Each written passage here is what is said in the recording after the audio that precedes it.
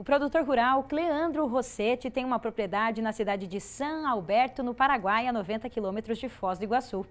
Ele desenvolve alguns consórcios com plantas de cobertura. Em um deles, o Cleandro plantou duas leguminosas pouco conhecidas aqui na nossa região, o níger e a crotalária. Segundo o produtor, os mix são feitos a nível experimental. As culturas fornecem uma diversidade de raízes capazes de liberar nutrientes às plantas, aumentando a biodiversidade de micro-organismos no solo. Essa ideia de ter uma leguminosa, né, que é a crotalária, e o níger sendo uma oleaginosa. Eu queria que você explicasse o porquê você resolveu fazer o consórcio dessas duas culturas e como que elas podem servir aí na prática no campo. Então, aqui o intuito desse mix aqui foi aportar muito nitrogênio. O nutriente principal que eu quero reciclar aqui é o nitrogênio. Então, a crotalária recicla uma boa quantidade de nitrogênio, assim também o níger. O níger também recicla o tema de potássio e também o boro. Aliando esses, a gente consegue ter uma liberação maior desses nutrientes, assim também uma supressão de algumas ervas daninhas, porque pelo efeito de cobertura que elas vão me dar, né? E a crotalária também tem um efeito muito bom em cima da redução de fitonematóides, né? Dos nematóides aí de solo. Aqui eu usei a crotalária spectabilis, porque o nosso problema aqui é nematóide, o Pratylencos vaquiurus, e ela tem um efeito especial sobre esse nematóide. Uhum. E daí, no caso, você estava me explicando aqui, né, que o níger, ele também, a aparência dele, a gente vai até aproximar a imagem para mostrar, o níger, ele é bem parecido com um girassol, então um girassol pequenininho. Vamos ver a imagem do níger aí? Você mostra para gente? O níger, ele tem essa aparência, então, bem próxima ao girassol. Conta para gente, Cleandro. O níger é um girassol em miniatura. Se a gente olhar aqui, ó, é um girassol em miniatura. Só que a planta de girassol, ela se caracteriza pela emissão de um capítulo, né?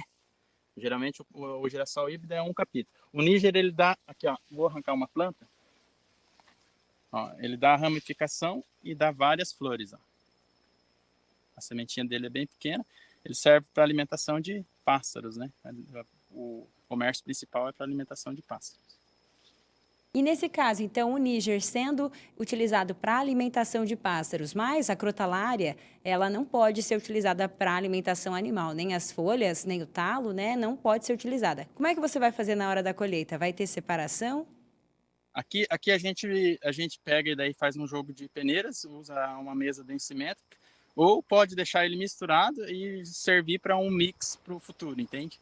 Pode deixar a mistura pronta já, e aí a gente faz a quantificação, isso com balança, né? A gente vê quantos por cento a gente tem de níger, quantos a gente tem de crotalária, e já destina esse produto já para um futuro mix na safra de 2025. Aqui eu estou trabalhando com eles em consórcio, mas também estou trabalhando com elas solteiras para mim ter a planta pura. Tanto a crotalária quanto o níger eu também tenho elas solteiras. Então essa é só fazer a limpeza dela e o próximo ano a gente já tem a nossa semente. Que uma das coisas que eu preconizo também é a produção da própria semente na propriedade. Só assim a gente consegue baixar os custos de uma planta de cobertura. Um fator maior, mais limitante, é o alto custo dessas plantas, né? Por isso que eu vou trabalhando em cima de fazer novas cultivares todos os anos, adaptando elas ao meu manejo e também conhecendo a cultivar e fazendo a minha própria produção de sementes. E nós conversamos com um agrônomo especialista em solos, Ismael Lopes, da Embrapa Soja, que também é professor do curso de agronomia do Centro FAG. Ele destaca a importância da pesquisa para viabilizar os consórcios no campo. É bom a gente deixar claro aqui, Antoniela, o seguinte: esse sistema que ele está implantando pode ser interessante até a nível de Paraná, né? Mas em que região do Paraná, em que época do Paraná, qual que é a necessidade? Porque, veja bem, às vezes, dependendo da área, só um exemplo, né?